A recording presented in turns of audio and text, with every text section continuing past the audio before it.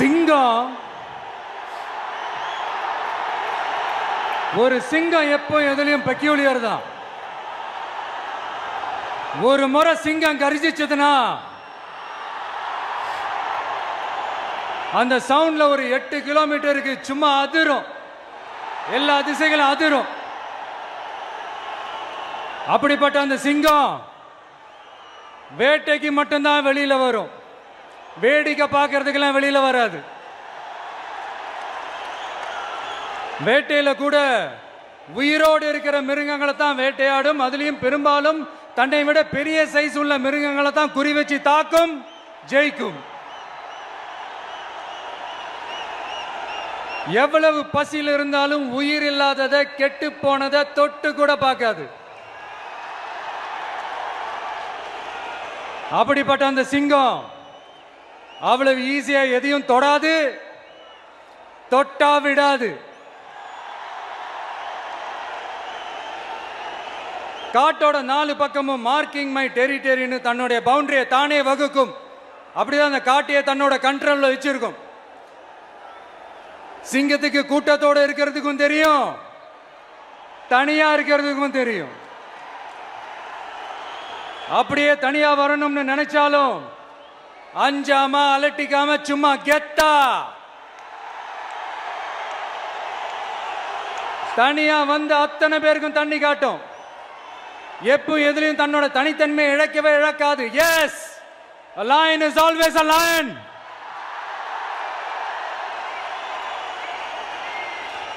There are so many jackals and other animals in the forest, but there will be only one lion. And even if it is single, it will be the king of jungle. It is not only a description but also a clear declaration. சிங்கத்தை பத்தி பேசிட்டு நம்ம சிங்க குட்டிகளையும் சிங்க பெண்களையும் பத்தி நம்ம பேசாம இருக்க முடியுமா? அவங்கள எப்படி நான் மறப்பேன்? அவங்க தான் என்னுடைய உயிராச்சே, என் நெஞ்சில் குடியிருக்கும்.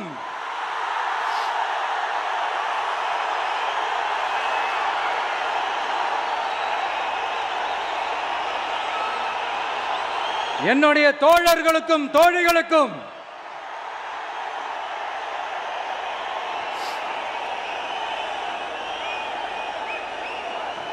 நேர்ல வர முடியாத சூழல்ல வீட்டில் இருந்துகிட்டே நம்மளோட இந்த மாநாட்டில் நேரலை வாயிலாக கலந்துகிட்டு இருக்கிற என்னுடைய அம்மாக்கள், அக்கா தங்கைகள், அண்ணன் தம்பிகள், நண்பர்கள் அனைவருக்கும் என்னோட உயிர் வணக்கம். என்னோட உயிர் வணக்கம், என்னோட உயிர் வணக்கம்.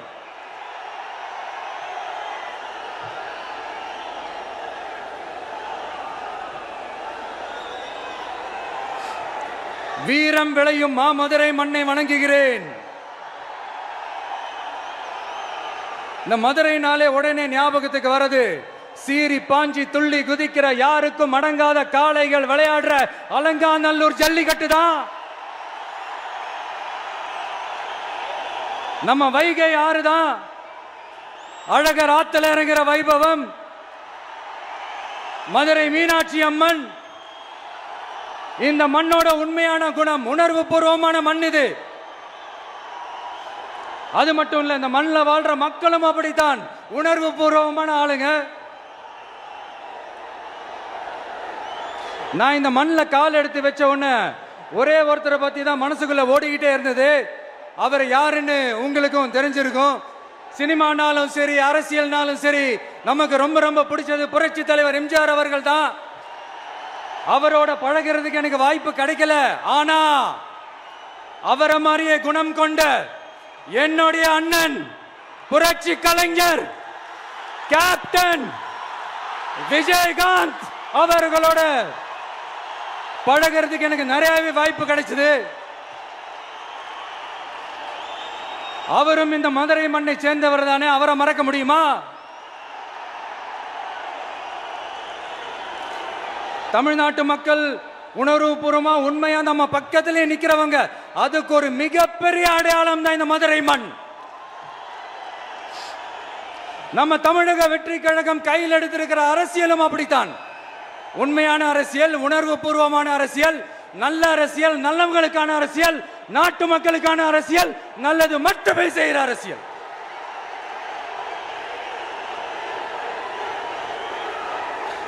இதோ நம்மளுடைய இந்த இரண்டாவது மாநில மாநாடு வாகை சூடும் வரலாறு திரும்புகிறது. அப்படி இந்த மாநாட்டுக்கு பேர் வச்சிருக்கிறோம். 1967 1977 நம்ம தமிழக அரசியல் ஒரு மிகப்பெரிய ஆட்சி அதிகார மாற்றங்கள் ஒண்ணு நடந்துச்சு இல்லையா? அதே மாதிரிதான் அடுத்த வருஷம் 2026 அப்படி ஒரு வரலாறு திரும்ப போகுதுன்னு உறுதியா சொல்றதுக்கான மாநாடு தான் நம்மளோட இந்த இரண்டாவது மாநில மாநாடு. விக்கிரவாண்டி விசாலையில் நம்மளுடைய ஃபர்ஸ்ட் மாநாடு நடத்தணும், வெற்றி கொள்கை திருவிழா. அதுக்கப்புறமே நீங்க பார்த்திருப்பீங்க தமிழக அரசியல் அந்த தட்ப வெப்பத்தையே மாத்தினுச்சு. நமக்கு எதிராக எத்தனை குரல்கள். ஆனா உங்களுக்கு தான் நம்மளை பத்தி நல்லா தெரியுமே, எந்த குரலையும் காதலையே போட்டுக்காம மக்களோட குரலை மட்டுமே கேட்டுக்கிட்டு நமக்கு எதிராக வர அத்தனை கூக்குரல்களையும் சின்னதா ஒரு சிரிப்போடவே கடந்து வந்திருக்கிறோம். அது இல்லாம நம்ம மாநாட்டில் ஒலிக்கிற இந்த குரல் இந்த ஒற்றை தமிழ் மகனோட குரல் மட்டுமல்ல, ஒட்டுமொத்த தமிழ்நாட்டு மக்களுடைய குரல்.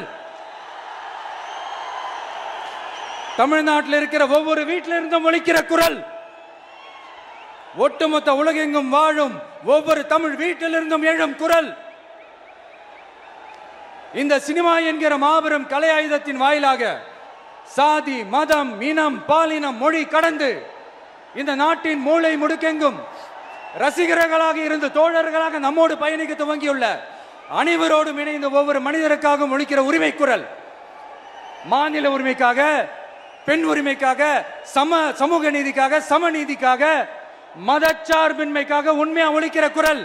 அதனால் இந்த குரலுக்கு எதிராக இன்னும் இன்னும் எத்தனை எத்தனை குரல்கள் வந்தாலும் ஓங்கி ஒலிக்குமே தவிர ஒரு நாளும் ஓயவே ஓயாது. Yes, it is an unstoppable voice, an unstoppable force.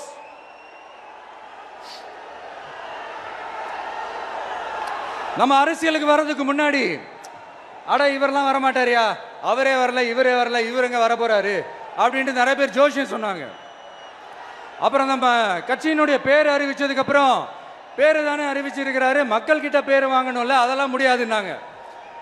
அப்புறம் ரொம்ப முக்கியமா மாநாடுலாம் எவ்வளவு பெரிய விஷயம், அதெல்லாம் இவர் ஒத்தால எப்படி பண்ண முடியும், சும்மா பக்கத்தில் புஷியானதை வச்சுக்கிட்டு மாநாடுல எப்படி நடத்தி காட்ட முடியும், அதெல்லாம் அவங்களால முடியாது. அப்புறம் மழை பெஞ்சு எல்லாத்தையும் கெடுத்துரும். ஏன் என் கூட இருக்கிறவங்களே கூட தான் சொன்னாங்க. அதுக்கப்புறம் என்ன நடந்துச்சுன்னு உங்க எல்லாருக்குமே தெரியும். இப்ப புதுசா ஒண்ணு சொல்ல ஆரம்பிச்சிருக்கிறாங்க.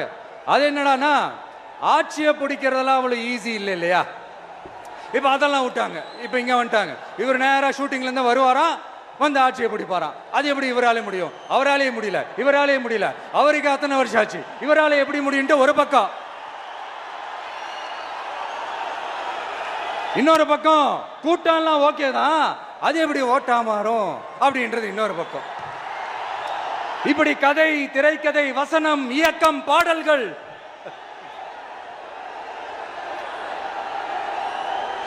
அதனால இந்த அரசியல் ஆய்வாளர்களுக்கு நான் சொல்றதெல்லாம் ஒன்னேதான், நல்லா கேட்டுக்கங்க.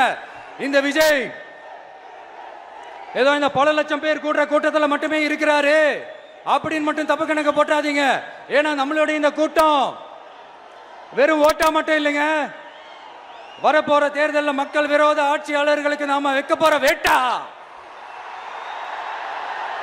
நம்மளை கோட்டைக்கு அனுப்ப போற ரூட்டா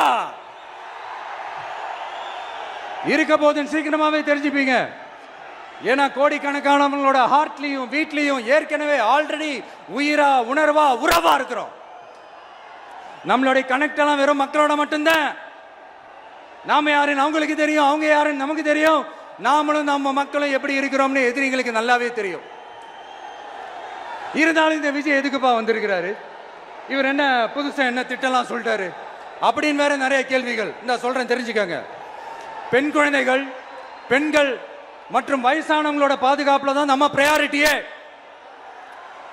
அடுத்து இளைஞர்கள், உழவர்கள், உழைப்பாளர்கள், நெசவாளர்கள், மீனவர்கள், ஆதரவற்ற முதியோர்கள், மாற்றுத்திறனாளிகள், மூன்றாம் பால் இனத்தவர்கள்னு இன்னும் யாருக்கெல்லாம் கவர்மெண்டோட ஒரு ஸ்பெஷல் அட்டென்ஷன் தேவையோ அவங்க எல்லாருக்குமான ஒரு கவர்மெண்ட் அமைக்கிறது தான் நம்ம இலக்கே. நான் ஏற்கனவே சொன்னதை தான் இங்க நான் திரும்பவும் சொல்றேன். நம்மளுடைய இந்த தமிழக வெற்றி கழகம் ஏதோ அரசியல் ஆதாயத்துக்காக தொடங்கப்பட்ட கட்சியெல்லாம் கிடையாதுங்க. கொள்கை கோட்பாடுகளோடு தந்தை பெரியார், பெருந்தலைவர் காமராஜர், அண்ணல் அம்பேத்கர், வீரமங்க வேலு நாச்சியார், மக்கள் சேவகர் அஞ்சலை அம்மாள், நம்மளுடைய 5 கொள்கை தலைவர்களோட வழிகாட்டுதல்களோடு தொடங்கப்பட்ட கட்சி.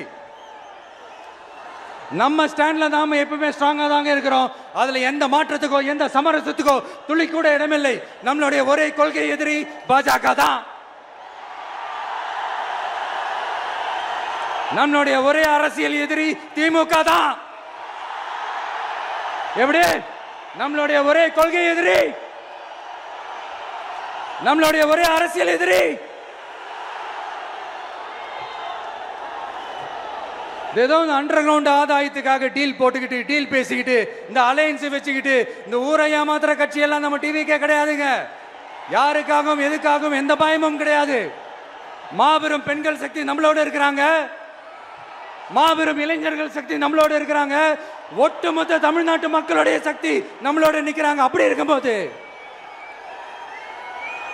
இந்தியாவில் இருக்கிற எல்லா ஸ்டேட்லயும் வாழ்ற நம்ம தமிழ் நெஞ்சங்கள் மட்டும் இல்ல, உலகம் பூரா 100க்கும் மேலான நாடுகள்ல வாழ்ற நம்ம தாய் தமிழ் உறவுகள் எல்லாருமே என்ன விஜய் தளபதி விஜய் இல்லனா விஜய் தளபதி இப்படி சொந்தம் கொண்டாடுற கோடிக்கணக்கானவங்களோட அன்பு மாசியும் நம்மளோட இருக்கும்போது, இவங்க எல்லாருமே நம்மளோட நிற்கும் போது எதுக்குங்க இந்த பாசிச பாஜகவோட நேரடி கூட்டணியோ இல்ல மறைமுக கூட்டணியோ உறவு வச்சுக்க? நாம என்ன உலகமாக ஊழல் கட்சி? என்ன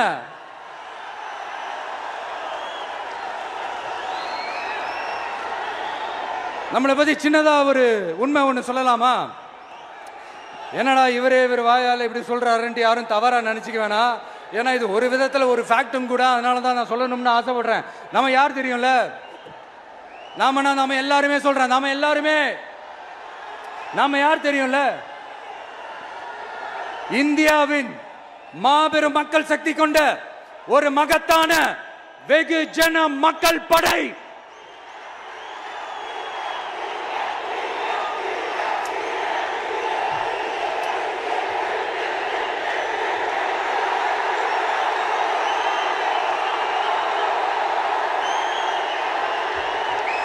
அதனால நம்ம தலைமையில நாம் அமைக்க போற இந்த உண்மையான மக்களாட்சிக்கான அச்சாரமாக மாபெரும் மக்கள் சக்தியே அணி அணியாக நம்மளோட திரண்டு நிக்கிறப்போ இந்த அடிமை கூட்டணியில சேர வேண்டிய அவசியம் நமக்கு இருக்குங்க.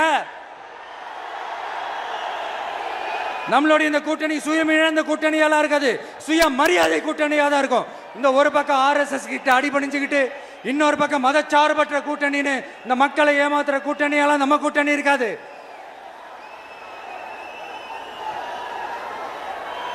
நான் இப்பவும் சொல்றேன், நம்மளை நம்பி வர்றவங்களுக்கு ஆட்சியிலும் அதிகாரத்திலும் உறுதியாக பங்களிப்பு செய்யப்படும்.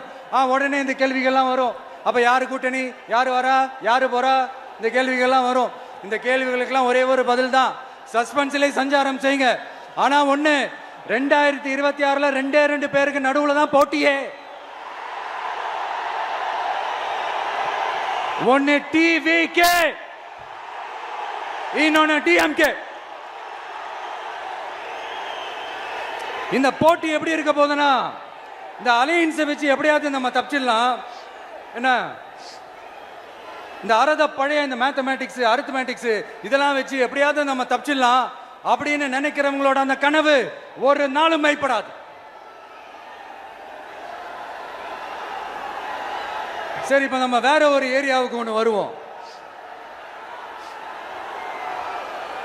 எதிர்காலம் வரும், என் கடமை வரும், இந்த கூட்டத்தின் ஆட்டத்தை ஒழிப்பேன்.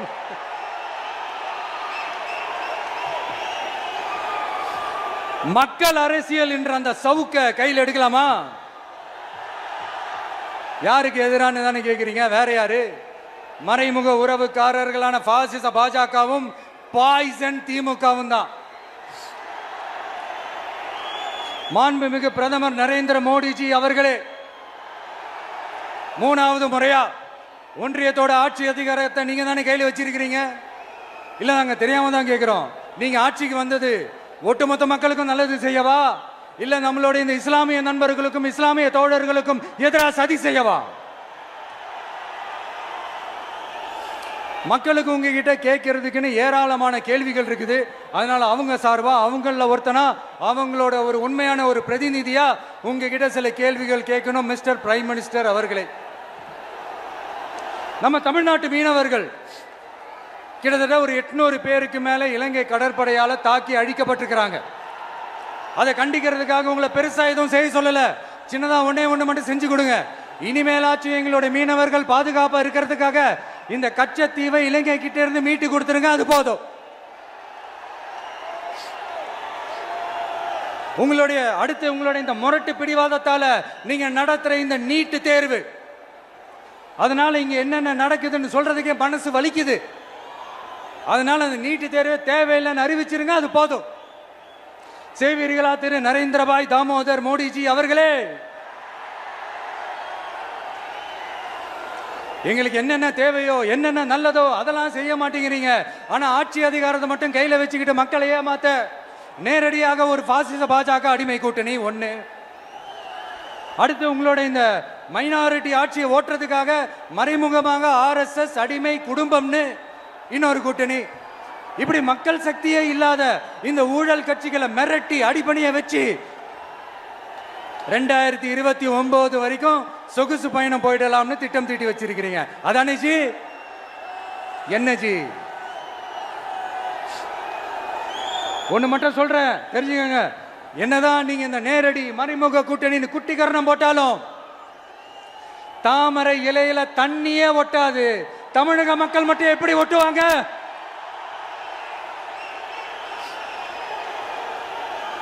இங்க ஒரு MP சீட்டு கூட தரலன்றதுக்காக தமிழ்நாட்டுக்கும் தமிழ்நாட்டு மக்களுக்கும் எதுவுமே செய்யாம ஓரவஞ்சனை செய்யுது இந்த ஒன்றிய பாஜக அரசு.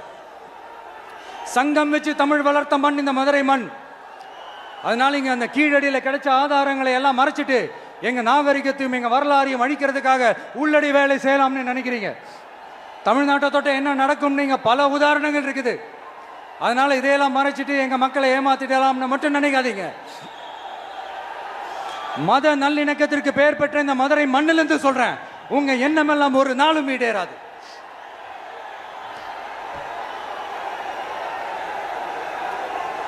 எம்ஜிஆர்னா யார் தெரியும்ல? அவர் மாஸ்னா என்னன்னு தெரியும்ல? அவர் உயிரோடு இருக்கிற வரைக்கும் அந்த சிஎம் சீட்டை பத்தி ஒருத்தராலையும் நினைச்சு கூட பார்க்க முடியல, கனவு கூட காண முடியல.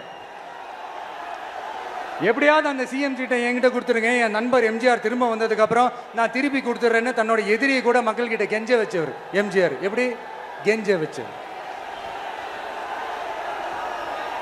அதனால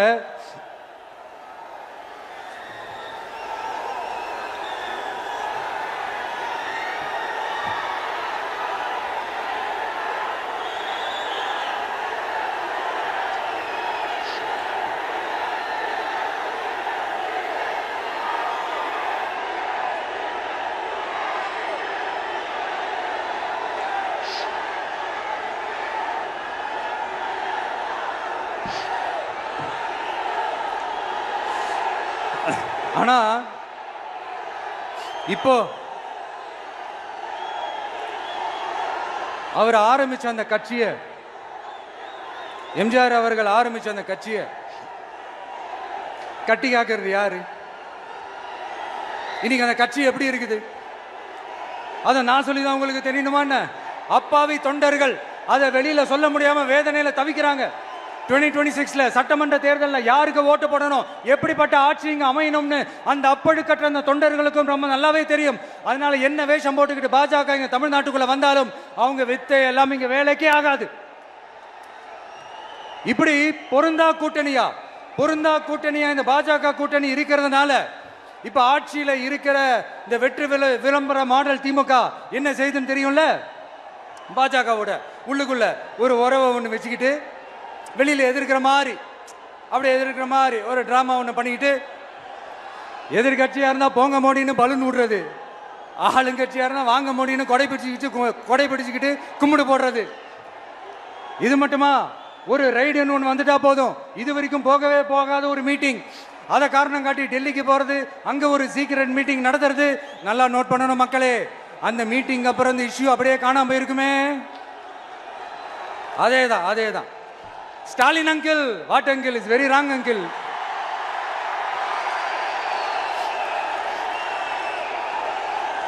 இப்படி தமிழ்நாட்டில் இப்ப நடக்கிற இந்த ஆட்சியினுடைய லட்சணத்தை பார்த்துக்கிட்டு நாம எப்படி சும்மா இருக்க முடியும்?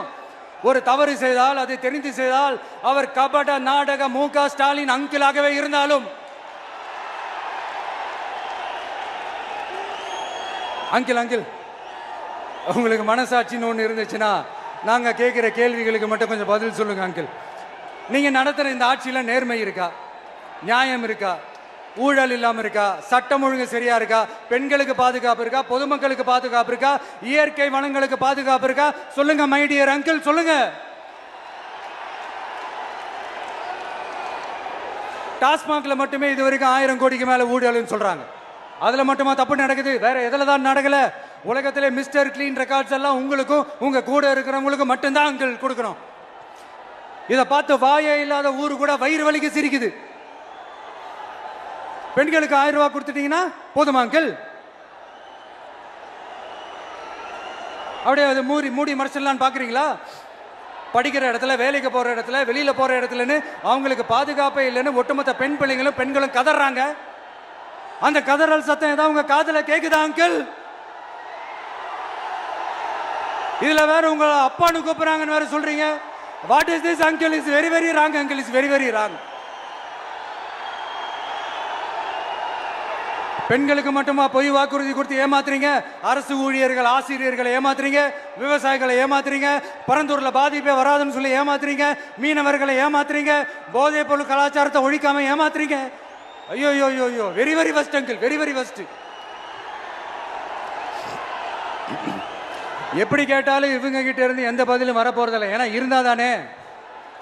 இப்ப ஆட்சியில இருக்கிற நம்மளுடைய அங்கிள் பதில் சொல்றது இருக்கட்டும். மக்களை நீங்க சொல்லுங்க, நீங்க உண்மையை சொல்லுங்க. செய்வோம்னு சொன்னாங்களே, சொன்னதெல்லாம் செஞ்சாங்களா? உங்களை தான் கேட்கிறேன், சொன்னதெல்லாம் செஞ்சாங்களா? சத்தமா மை டியர் அங்கிள், கேக்குதா? மக்களோட சத்தம் கேக்குதா? இது வெறும் சாதாரணமான முழக்கம் தான். கூடிய சீக்கிரம் மக்களை போய் சந்திக்க போறேன், அவங்களோட மனசு விட்டு பேச போறேன். அதுக்கப்புறம் இந்த சாதாரணமான முழக்கம் இடி முழக்கமா மாறும். அத்தோட நிக்காது. அந்த இடி முழக்கம் தமிழ்நாட்டோட போர் முழக்கமா மாறும். அந்த போர் முழக்கம் உங்களை ஒரு நிமிஷம் கூட தூங்க விடாது. நடக்குதா இல்லையான்னு பாருங்க. என்னடா இவன் இவ்வளவு ஸ்ட்ராங்கா சொல்றானேன்னு பாக்குறீங்களா? எல்லாரும் கட்சி ஆரம்பிச்சதுக்கு அப்புறம் தான் ஒவ்வொரு வீட்டுக்குள்ளேயும் போறதுக்கு ட்ரை பண்ணுவாங்க. ஆனா நாங்க அப்படி இல்லை. ஒவ்வொரு வீட்டுக்குள்ளேயும் போனதுக்கு அப்புறம் தான் கட்சியாவே ஆரம்பிச்சிருக்கிறோம்.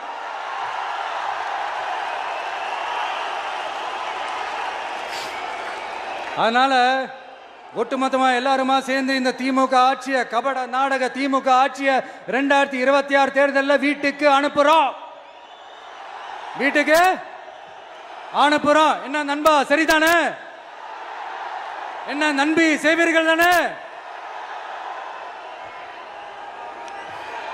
இப்போ உங்களுக்கு சின்னதா ஒரு சர்ப்ரைஸ். நம்ம கட்சியினுடைய வேட்பாளர் பட்டியலை இப்ப அறிவிக்க போறேன். மதுரை கிழக்கு வேட்பாளர் விஜய். இன்னும் முடிக்கல. ஒரு நிமிஷம், இன்னும் முடிக்கல. மதுரை மேற்கு வேட்பாளர் விஜய். மதுரை மத்தி வேட்பாளர் விஜய். மதுரை தெற்கு வேட்பாளர் விஜய். மதுரை வடக்கு வேட்பாளர் விஜய். மேலூர் விஜய். சோழவந்தான் விஜய். திருப்பரங்குன்றம் விஜய். திருமங்கலம் விஜய். உசிலம்பட்டி விஜய்.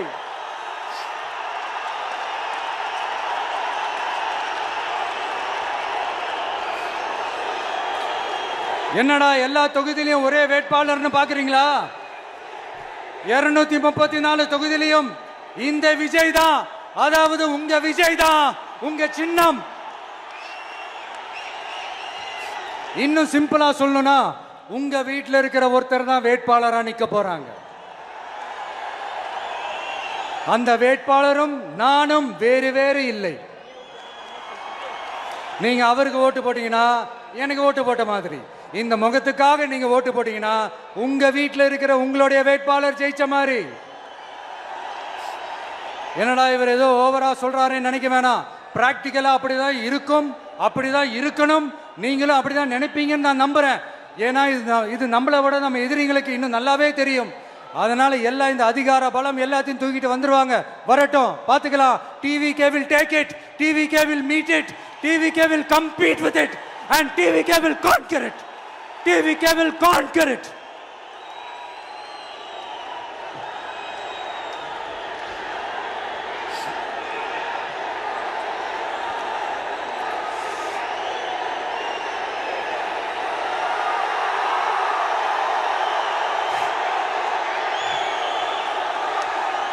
இந்த நேரத்தில் நம்ம மனசுல இருக்கிறத மக்கள் கிட்ட சொல்லி ஆகணும். தூத்துக்குடி ஸ்னோலினோட அம்மா என்ன அவங்களோட தம்பி, இன்னும் அவங்க பொண்ணுக்கு நான் தாய் மாமன்னு சொன்னாங்க. அந்த அக்காவோட குழந்தைங்க மட்டும் இல்லைங்க, என்ன அண்ணனா தம்பியா நினைக்கிற தமிழ்நாட்டில் இருக்கிற என்னோட எல்லா சகோதரிகளின் குழந்தைகளுக்கும் நான் இன்னைக்கு மட்டும் இல்ல, என்னைக்குமே ஒரு தாய் மாமனா தான் இருப்பேன். நீங்க எல்லாரும் என்னுடைய ரத்த உறவு, கூட பிறந்த பொறுப்பு. என் வீட்டு ரேஷன் கார்டுல வேணா உங்க பேர் இல்லாம இருக்கலாம், உங்க வீட்டு ரேஷன் கார்டுல வேணா என் பேர் இல்லாம இருக்கலாம். ஆனா நாம் எல்லாரும் ஒண்ணுதான், உறவுதான். நமக்கு இடையே எந்த அரசியலும் உள்ள நுழையவே முடியாது. என்கிட்ட இருந்து உங்களையும் உங்ககிட்ட இருந்து என்னையும் எந்த சக்தியாலும் பிரிக்கவே முடியாது. அப்புறம் நான் ஒன்றும் இந்த மார்க்கெட் போனதுக்கு அப்புறம் ரிட்டையர் ஆனதுக்கு அப்புறம் அடைக்கலம் தேடி அரசியலுக்கு வரல, படைக்கலனோட வந்திருக்கிறோம். பவர்ஃபுல் ஃபோர்ஸோட, மாபெரும் படை வரிசையோட, எல்லாத்துக்கும் தயாராகி தான் வந்திருக்கிறோம். இவ்வளவு தயாரா நாம அரசியலுக்கு வர்றதுக்கு ரொம்ப ரொம்ப முக்கிய காரணம் ஒன்று இருக்கு. அது என்ன தெரியுமா? நன்றி கடன், நன்றி கடன், நன்றி கடன். கிட்டத்தட்ட ஒரு 30 வருஷமா, 30 வருஷத்துக்கு மேல நீங்க தான், நம்ம மக்கள் தான் என் கூட நிக்கிறீங்க, எனக்காக நிக்கிறீங்க, என்னை தாங்கி பிடிக்கிறீங்க, மனசுல ஏந்தி பிடிக்கிறீங்க, தாய் அன்போட மடியில ஏந்திக்கிறீங்க. உண்மையை சொல்லணும்னா வேற யாரை விடவும் எனக்கு இந்த அன்பையும் ஆதரவையும் கொடுத்துருக்கிறீங்க. என் மேல உயிரையே வச்சிருக்கிறீங்க. என்ன உங்க வீட்டுல ஒருத்தனாவே ஆக்கிட்டீங்க. நீங்க எனக்கு கடவுள் கொடுத்த வரம்.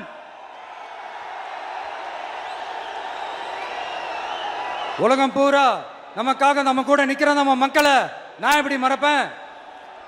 நான் என் லைஃப்ல ரொம்ப உயிரா நினைக்கிறதே பெண்களை, குழந்தைங்களை, இளைஞர்களை, உழைக்கிற மக்களை தான்.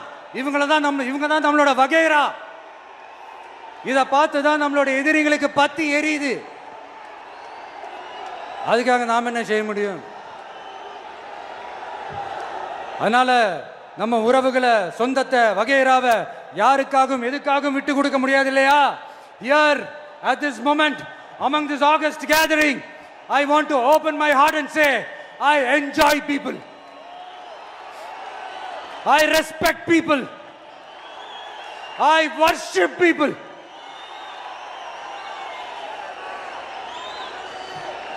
சரிப்பா, இவ்வளவு செஞ்ச நம்ம மக்களுக்கு நன்றி கடனா உன்னால முழுமையா செலுத்த முடியுமான்னு கேட்டா சத்தியமா சொல்றேன், என்னால முடியாதுதான்.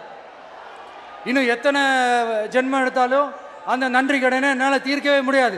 அப்புறம் என்ன மானாவுக்கடா நீ வந்திருக்க அதானே கேக்குறீங்க? மைண்ட் வாய்ஸ் கேட்ட மாதிரி இருந்தது. வாழ்நாள் முழுக்க நம்ம மக்களுக்காக ஆதரவா துணையா நிக்கிறத தவிர, அவங்களுக்காக உழைக்கிறத தவிர எனக்கு வேற எந்த எண்ணமும் இல்லை. எனக்கு இப்ப வேற வேலையும் இல்லை.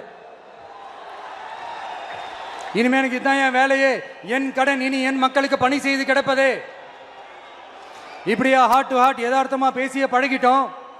இதுக்கு மேலேயும் எனக்கும் மக்களுக்கும் இடையே இருக்கிற அந்த உறவை பற்றி நான் பேச ஆரம்பிச்சேன்னா ஒரு மாதிரி எமோஷனல் ஆகிடுவேன். அப்புறம் அதை கண்ட்ரோல் பண்ணுறது ரொம்ப கஷ்டம். அதனால என்னை மனசார நேசிக்கிற நம்ம மக்களுக்கு ஒன்றே ஒன்று சொல்கிறேன். இந்த விஜய் உங்கள் விஜய், உங்களுக்கான விஜய், உங்களுக்காக மட்டுமே இருக்கிற விஜய். உங்க கூட நிற்க, உங்களுக்காக நிற்க, உண்மையாக நிற்க, உணர்வோட நிற்க, உறுதியாக நிற்க, உங்கள் கூட பேச, உங்களுக்காக பேச, உண்மையா பேச, உணர்வோட பேச, உறுதியா பேச, உங்களுக்காக சேவை செய்ய உங்க விஜய் நான் வர.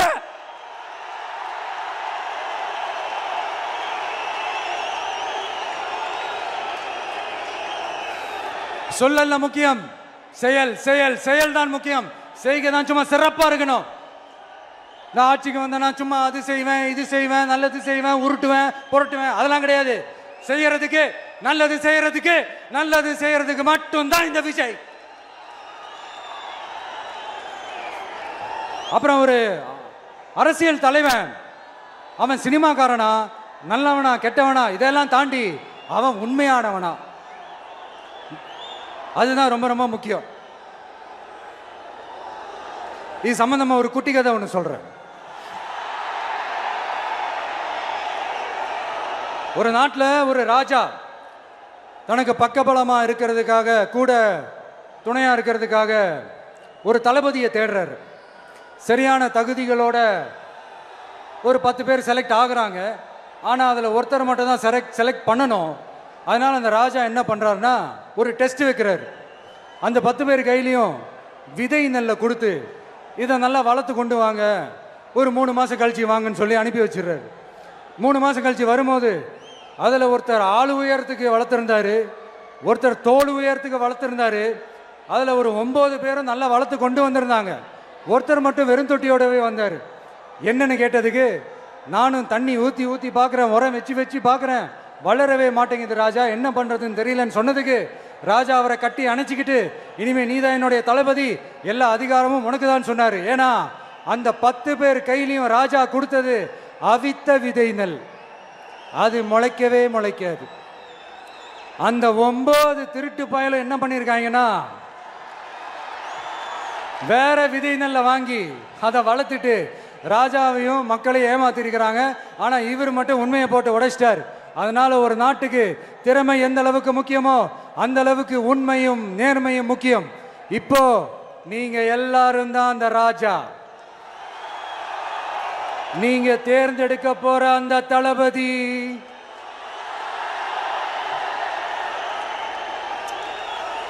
சும்மா சினிமாக்காரன் சினிமாக்காரன் சினிமாக்காரன். அம்பேத்கர் அவர்களை தோக்கடிச்சது சினிமாக்காரன் இல்ல, அரசியல்வாதி. காமராஜர் அவர்களை தோக்கடிச்சது, இங்க விருதுநகர் பகுதியில் தோக்கடிச்சது சினிமாக்காரன் இல்ல, இன்னொரு அரசியல்வாதி. இன்னைக்கும் நம்ம கூட வாழ்ந்துட்டு இருக்கிற நல்ல கண்ணு ஐயாவை தோக்கடிச்சது சினிமாக்காரன் இல்ல, அரசியல்வாதி. இப்படிப்பட்ட நல்ல நல்ல தலைவர்களை எதிர்த்து நின்று தோக்கடிக்கணும்னு அந்த எண்ணத்தை உருவாக்குனது சினிமாக்காரன் இல்ல, அரசியல்வாதி. அதனால எல்லா அரசியல்வாதியும் அறிவாளியும் கிடையாது, எல்லா சினிமாக்காரனும் முட்டாளும் கிடையாது. கான்பிடண்டா இருங்க, நல்லதே நடக்கும், வெற்றி நிச்சயம். மீண்டும் சந்திக்கும் வரை நன்றி, வணக்கம்.